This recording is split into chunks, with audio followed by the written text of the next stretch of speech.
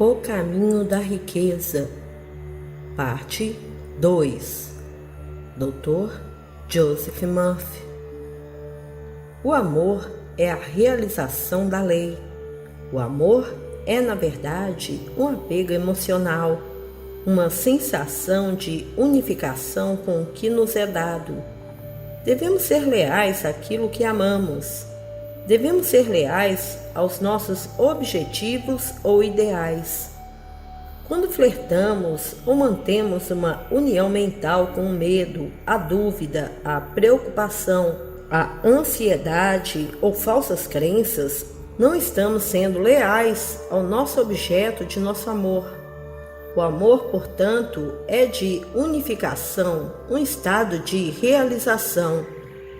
Quando esta representação simples foi explicada à jovem do salão de cabeleireiro, ela se tornou mentalmente rica. Compreendeu o significado e tratou de pô-lo em prática em sua vida. Ela sabia que a água, sua própria mente, fluiria e encheria todos os jarros vazios, em resposta ao seu novo modo de ver e sentir a realidade.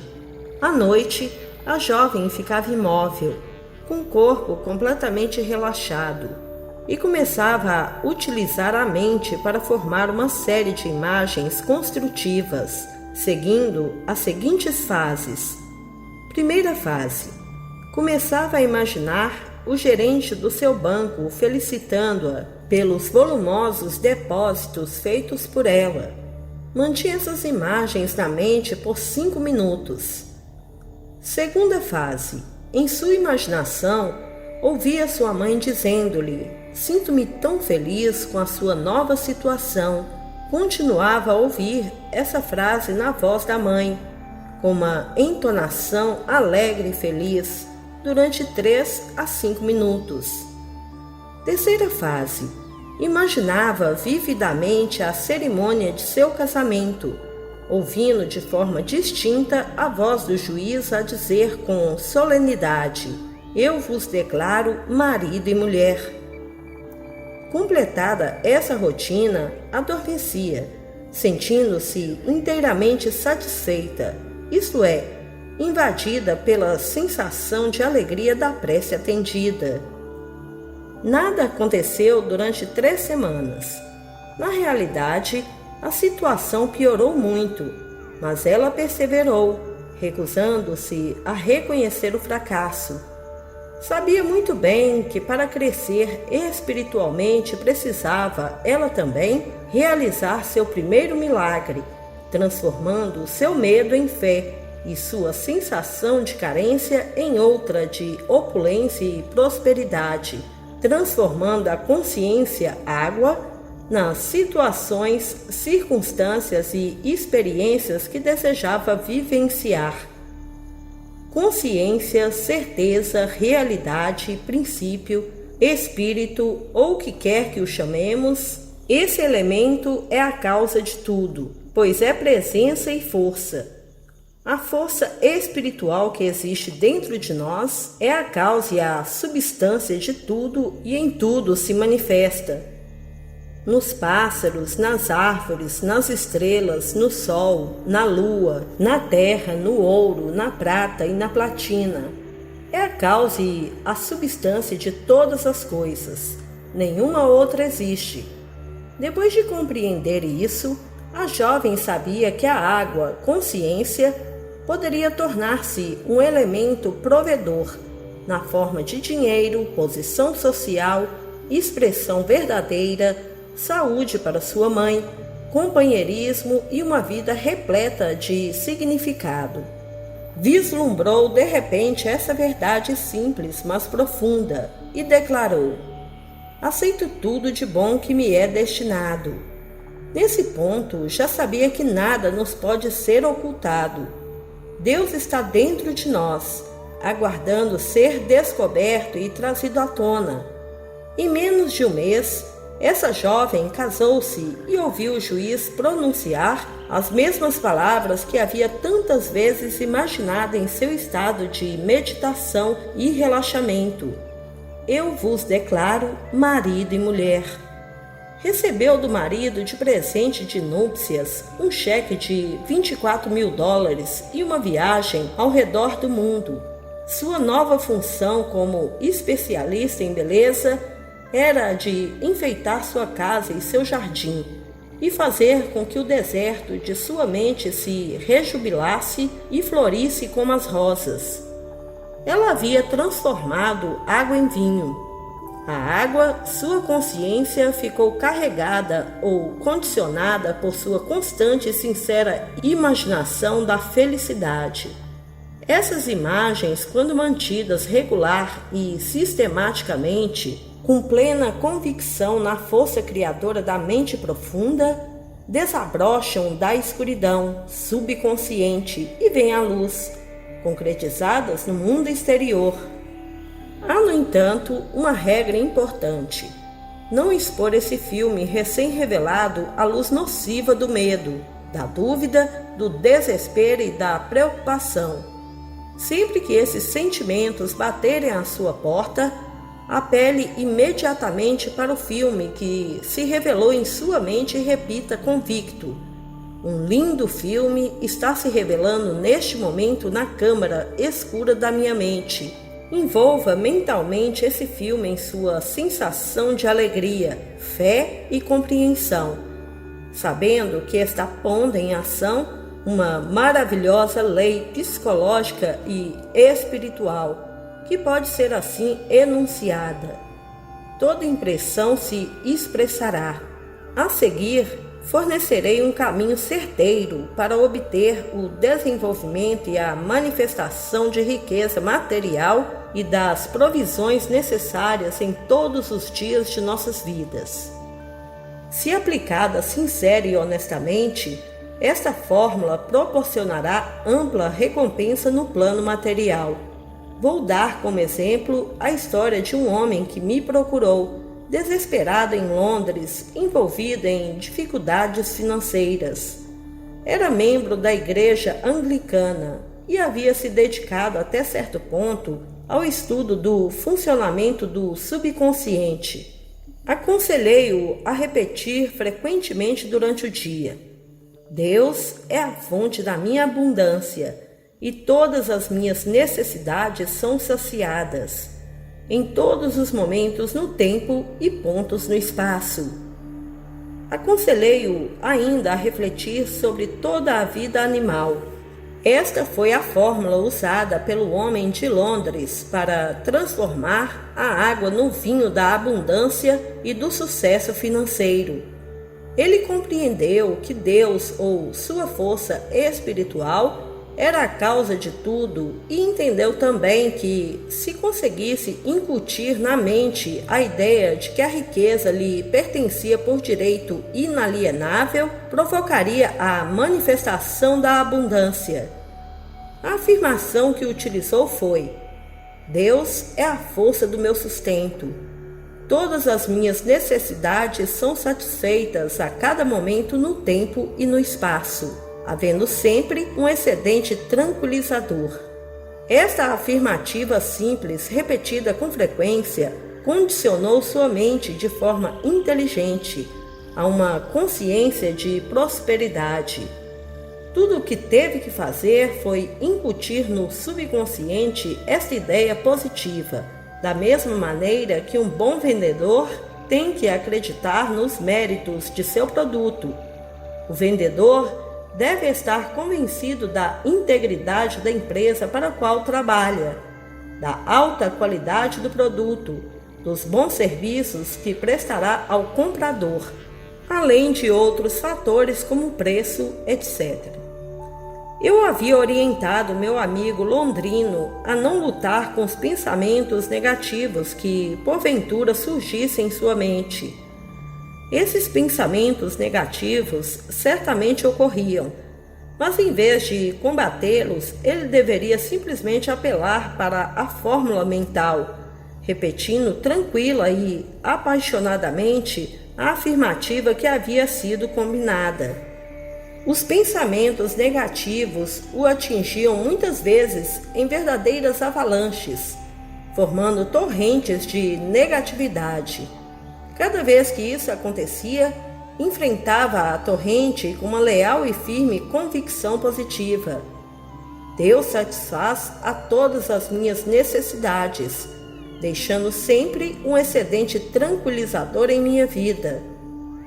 Contou-me que, enquanto dirigia ou se ocupava de afazeres em sua jornada habitual, uma série de conceitos negativos invadiam sua mente em determinados momentos, sussurrando-lhe: "Não há esperança, você está falido."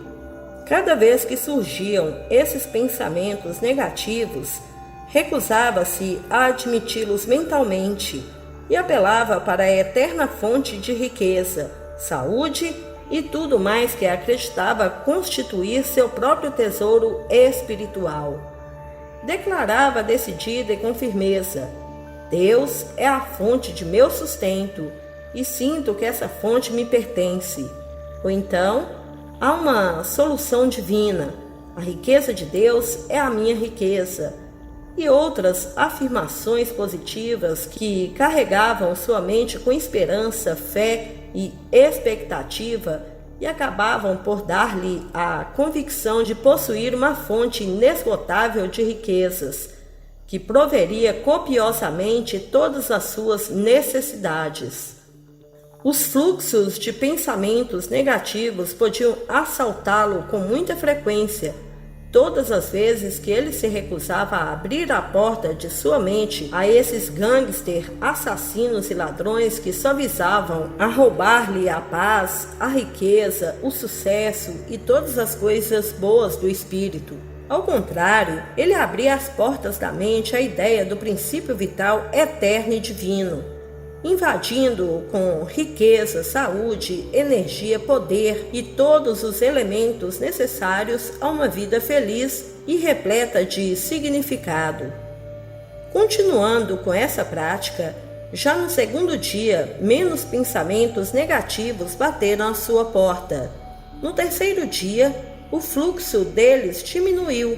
No quarto dia, tornaram-se intermitentes, com esperança de serem admitidos, mas recebendo a mesma resposta mental: "É proibida a entrada. Só aceito pensamentos e conceitos que ativem, curem, abençoem e inspirem minha mente." Recondicionou sua consciência ou mente a uma ideia de riqueza. Os pensamentos negativos, como o medo, a carência, a preocupação e a ansiedade, não encontravam ressonância em sua mente. Tinham-se tornado imune, embebido em Deus e tomado de uma fé divina numa crescente consciência de abundância e de sucesso financeiro. Esse homem não perdeu o que tinha, nem foi à falência. Obteve crédito, seus negócios melhoraram. Novas oportunidades surgiram e ele prosperou. Lembremos-nos sempre de que na prece devemos ser leais ao nosso ideal, ao nosso objetivo e ao nosso propósito. Muitas pessoas falham na busca do sucesso financeiro por fazerem suas preces com a mente seguindo duas direções opostas. Afirmam que Deus é o seu provedor e que estão prosperando maravilhosamente, mas alguns minutos mais tarde negam tudo, dizendo: "Não posso pagar esta conta, não posso dar-me ao luxo de possuir isso ou aquilo, o azar me persegue, jamais consigo equilibrar minhas finanças", ou "nunca tenho bastante para terminar o mês." Todas estas declarações são altamente destrutivas e neutralizam as preces positivas. É a isso que se chama preces paralelas. Devemos ter fé em nosso plano ou objetivo. Devemos ser leais ao nosso conhecimento da força espiritual. Precisamos abolir completamente os casamentos negativos, isto é, deixar de nos aliar e identificar com pensamentos negativos, receios e preocupações. A prece é como o capitão que orienta o curso do navio. É preciso ter um destino. Precisamos saber exatamente aonde nos dirigimos. O capitão do navio, guiado pelas leis da navegação, regula o seu rumo. Se o navio for desviado de sua rota por uma tempestade ou pela violência das ondas, o capitão calmamente o reconduz à rota originalmente traçada. Você é o capitão no comando de seu barco. Você é quem dá ordens para estabelecer a rota de sua vida, por meio de seus pensamentos, sensações, opiniões, crenças, estados de espírito e atitudes mentais. Mantenha seus olhos fixos no farol. Siga a sua visão e deixe de fixar-se nos obstáculos, demoras e impedimentos que o levarão a afastar-se de seu curso. Seja firme e definitivo. Decida sua meta, sabendo que sua atitude mental é o barco que o levará do estado de carência e privação ao estado e à sensação de opulência e à convicção de que a lei de Deus funciona inexoravelmente ao seu favor. Quimby, que era médico, estudioso e professor de assuntos relacionados às leis da mente, dizia: o homem age de acordo com os estímulos que recebe. Que estímulos você está recebendo neste momento? O que determina a sua reação à vida? A resposta é a seguinte: suas ideias, convicções e opiniões ativam sua mente e o condicionam a ponto de torná-lo o que Quimby chamava a expressão de suas convicções. Isso ilustra a veracidade de sua outra frase: o homem é o retrato de suas convicções. Outra frase popular de Quimby era: nossas mentes se fundem como atmosferas, e cada pessoa tem sua identidade influenciada pela atmosfera em que vive. Na infância, estamos sujeitos à atmosfera geral do lar, ao estado de espírito dominante no ambiente, às convicções e sensações ali existentes. Os receios, ansiedades, superstições, convicções e a fé religiosa dos nossos pais ficam impregnados em nossas mentes. Uma criança, quando educada num lar atingido pela miséria, onde nunca houve o suficiente para viver, se habitua a ouvir constantes queixas de falta e privação.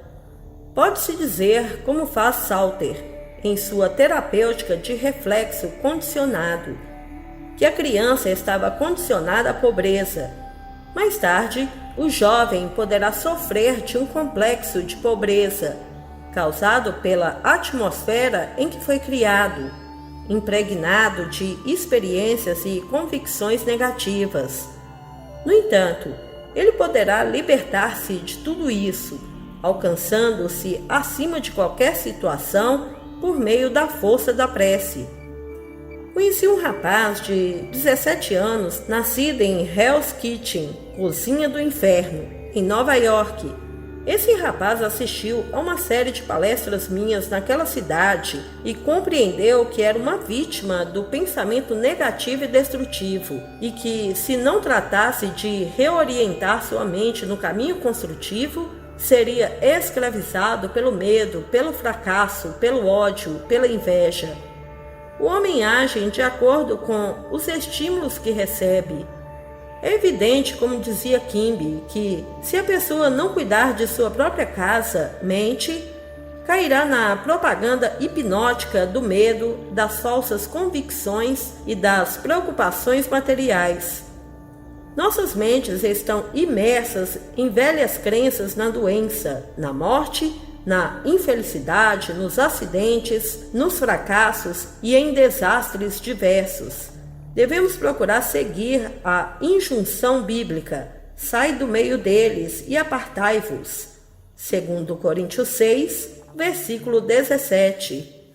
Devemos identificar-nos mental e emocionalmente com as verdades eternas que resistiram à prova do tempo. O jovem de quem falava resolveu pensar e agir por si próprio.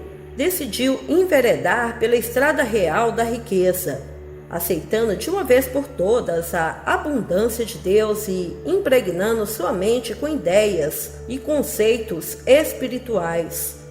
Ao fazê-lo, sabia que automaticamente expulsaria todos os padrões negativos. resolveu adotar um processo simples, chamado imaginação científica. Possuidor de uma bela voz, nunca havia tentado desenvolvê-la ou treiná-la. Expliquei-lhe que a imagem em que sua mente se fixasse seria desenvolvida em seu subconsciente e se concretizaria.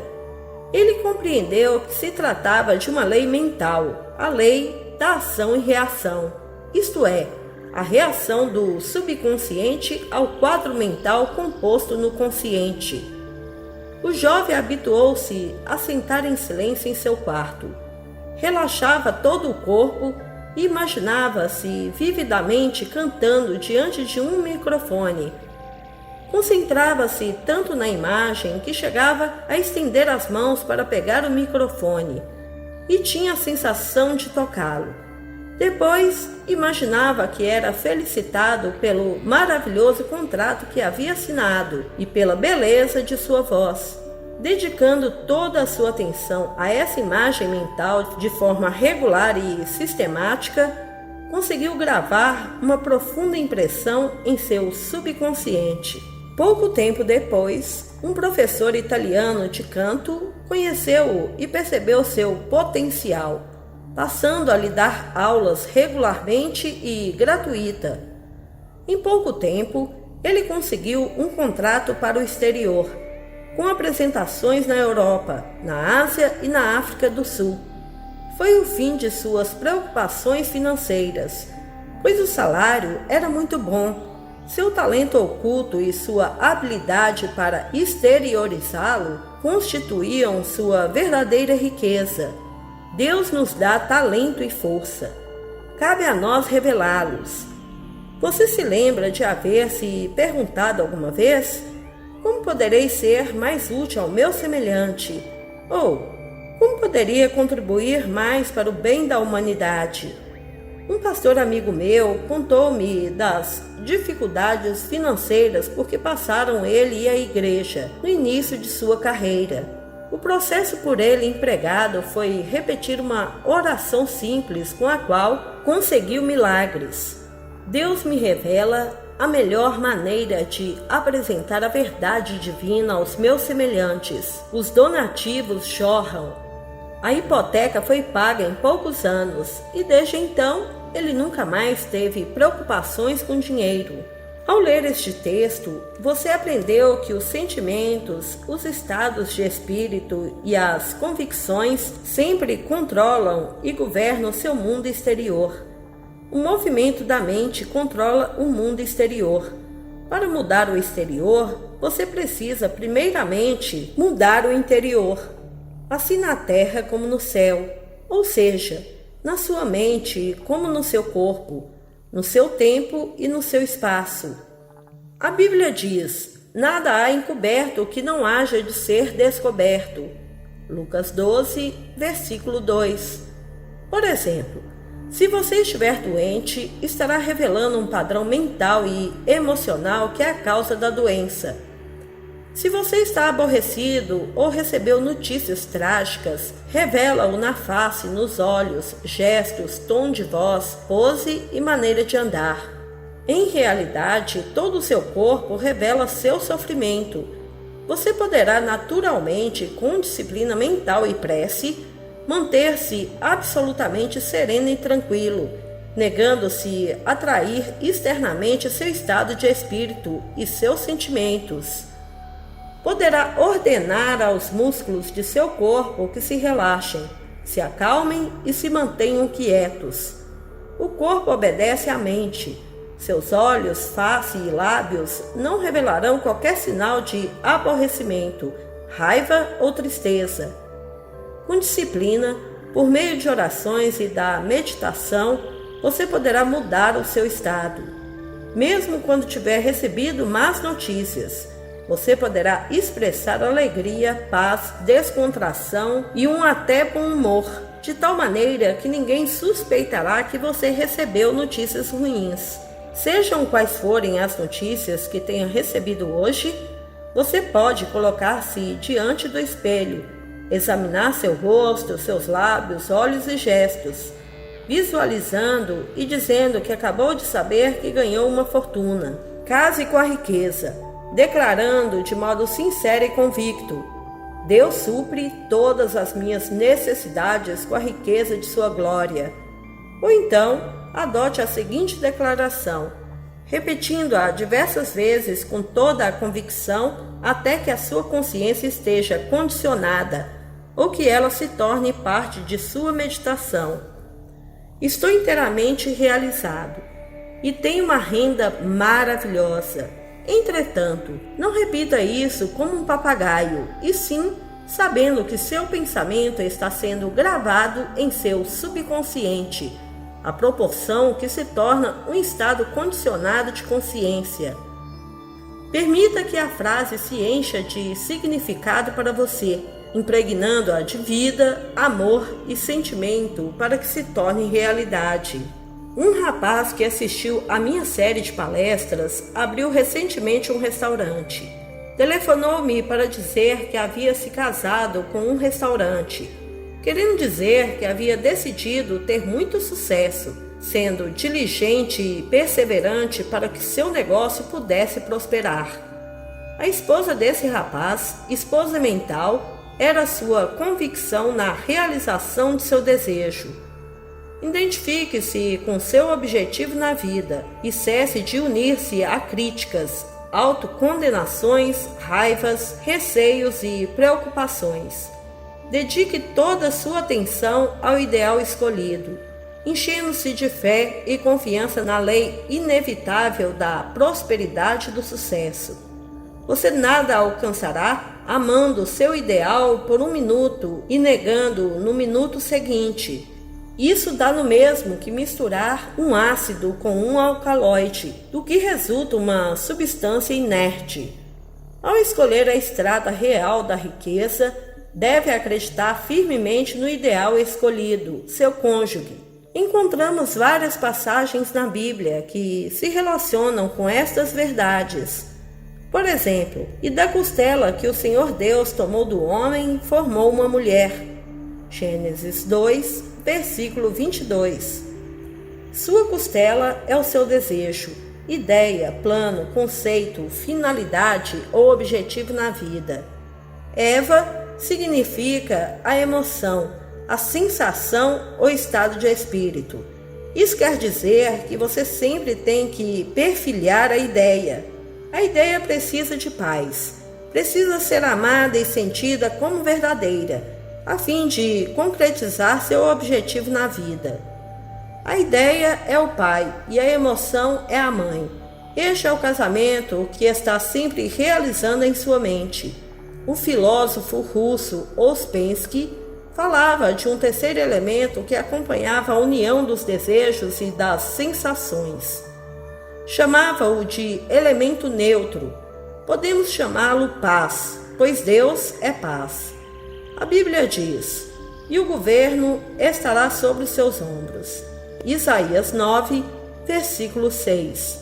Em outras palavras, a sabedoria divina será seu guia. Deixe que a sabedoria subjetiva dentro de você guie, oriente e governe todos os seus passos. Entregue-se a essa presença interior, sabendo no coração e na alma que ela dissipará sua ansiedade, curará seus males e restaurará a constância e a tranquilidade em sua alma. Abra a mente e o coração e diga: Deus é meu piloto, Ele me guia, Ele me faz prosperar e é meu conselheiro. Dia e noite faça a seguinte prece: sou um canal em que a riqueza divina flui incessante, copiosa e livremente. Escreva essa frase no coração e na mente.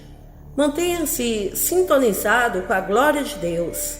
Aquele que não conhece o funcionamento de sua mente está sempre carregado de inquietação e preocupações, pois não aprendeu a transferir essa carga à presença interior, o que libertaria da mesma facilmente. O monge Zen, a quem o discípulo perguntou: o que é verdade? Respondeu de forma simbólica, retirando o fardo que levava às costas e colocando-o sobre o chão. O discípulo perguntou-lhe então: Mestre, como funciona? O monge, sempre em silêncio, retomou o fardo, colocou-o de volta às costas e partiu pela estrada cantando baixinho. O fardo é o seu problema. Você o transfere à sabedoria subjetiva, que tudo conhece e tudo sabe realizar. Recolocar o fardo às costas significa que, embora eu continue com o problema, estou agora mentalmente descansado e aliviado da carga, pois invoquei a sabedoria divina para agir em meu nome. Por isso, posso cantar o triunfo, sabendo que a resposta à minha prece está a caminho. Canto, portanto, de alegria pelo bom encaminhamento do problema. É maravilhoso. Todo homem põe primeiro o vinho bom, e quando já tem bebido bem, então o inferior. Mas tu guardaste até agora o bom vinho. João 2, versículo 10. Esta verdade bíblica acontece com todo aquele que se inicia no conhecimento das leis da mente. Ele se lança em campo com espírito elevado e grandes ambições. É como uma vassoura nova que varre muito bem e está repleto de boas intenções, mas muitas vezes se esquece da fonte da força. Não se mantém fiel ao princípio que a habita, que é efetivo e que o salva de suas experiências negativas e o conduz ao caminho da liberdade e da paz de espírito. Começa a distrair-se mental e emocionalmente com ideias e pensamentos estranhos ao seu objetivo original. Assim, não é fiel ao ideal que desposou. É preciso se convencer de que seu interior aceitará todos os seus pedidos e, sendo o grande Criador, os atenderá, realizando o que você deseja por meio de suas próprias fórmulas. Para isso, você só precisa lançar seu pedido com fé e confiança, da mesma forma que lança uma semente na terra ou envia uma carta a um amigo, sabendo que a resposta virá sem falta. Você já esteve entre dois grandes rochedos e ouviu o eco de sua voz? O princípio da vida que existe em nós responde da mesma forma. Você ouvirá o eco de sua própria voz. A sua voz é o movimento de sua mente, é sua jornada psicológica em que você se banqueteou mentalmente com uma ideia, até ficar satisfeito e depois descansou. Conhecendo essa lei e sabendo utilizá-la, certifique-se que jamais se deixará embriagar por poder, arrogância, orgulho ou presunção. Utilize essa lei para fazer o bem, curar, inspirar e elevar os outros e a você mesmo. Geralmente usamos erroneamente a lei, aproveitando-nos de maneira egoísta de nosso semelhante. No entanto, quando fazemos, prejudicamos-nos e atraímos o mal para nós mesmos. O poder, a segurança e a riqueza não são obtidos externamente, surgem do tesouro da eternidade que reside em nós. Devemos compreender que o bom vinho está sempre presente, pois Deus é a presença eterna. Qualquer que seja a situação atual, você pode provar que a sua riqueza está sempre presente, afastando-se mentalmente do problema e elevando-se acima dele. Elevar-se acima do problema é visualizar o seu tesouro, embeber-se do novo conceito de si mesmo, unificar-se com ele e manter o estado de felicidade. Para isso, é preciso conservar-se fiel, repleto de fé durante todo o caminho, sabendo que o vinho da alegria, a prece atendida, está prestes a ser alcançado. Chegou o dia da salvação. O reino dos céus está próximo. Soubeste manter o bom vinho até o fim. Neste momento, você pode viajar mentalmente e, por meio da imaginação, entrar em qualquer estado de espírito desejado. A riqueza, a saúde ou o que sonha realizar são invisíveis no início. Tudo surge do invisível. Você precisa possuir a riqueza subjetivamente antes de poder possuí-la objetivamente. A sensação de riqueza produz riqueza. pois este é um estado de espírito ou de consciência. Estado de consciência é a maneira como você sente, pensa e acredita. É aquilo que você aceita mentalmente. Uma professora da Califórnia, com um salário anual de 5 ou 6 mil dólares, parou numa vitrine para examinar um belo casaco de arminho, cujo preço era 8 mil dólares. Levarei anos para economizar o suficiente para comprá-lo. Nunca terei um desses. Oh, como eu queria, disse ela. Frequentava nossas palestras nas manhãs de domingo e lá aprendeu que poderia possuir o casaco, um carro ou qualquer outra coisa que desejasse, sem prejudicar a quem quer que fosse na face da terra. Pedi que imaginasse que estava vestida com o casaco, que podia sentir a maciez da pele de arminho e o bem-estar proporcionado pela roupa. Passou a aplicar a força da imaginação todas as noites, antes de dormir. Vestiu o casaco imaginário, acariciava-o como uma criança faz com seu brinquedo. Continuou fazendo isso e assim foi sentindo entusiasmo. Todas as noites adormecia com o casaco imaginário e sentia-se satisfeita por possuí-lo. Passaram-se 3 meses e nada aconteceu. Ela esteve prestes a desistir, mas lembrava a si própria que a persistência que leva à realização. Aquele que perseverar até o fim será salvo. Mateus 10, versículo 22. A solução virá para quem não vacila, mas sempre segue adiante, guiado pelo perfume da presença divina. A solução virá para os que caminham iluminados pela convicção de que tudo está concretizado. Você estará sempre usando o perfume da presença divina que o mantém em um estado de expectativa feliz, sabendo que a solução está a caminho. Você já a vislumbrou no plano invisível e sabe que a enxergará no visível. A sequência de encenação mental da professora é curiosa. Um domingo pela manhã, após nossa palestra, um homem pisou-lhe o pé acidentalmente. Ao se desculpar, ofereceu-lhe para levá-la para casa. Ela aceitou de bom grado. Pouco tempo depois, ele pediu-a em casamento. Deu a ela um anel de brilhantes e disse: "Vi um belo casaco e acho que você ficaria linda nele." Era o mesmo casaco que ela admirava havia 3 meses. O vendedor comentou que muitas clientes ricas haviam admirado o casaco, mas por uma razão ou outra acabavam escolhendo outra peça. Use a sua capacidade de escolha. Imagine a realidade daquilo que escolheu, e com fé e perseverança você pode atingir o seu objetivo na vida. Todas as riquezas do universo se encontram dentro de você, aguardando serem liberadas.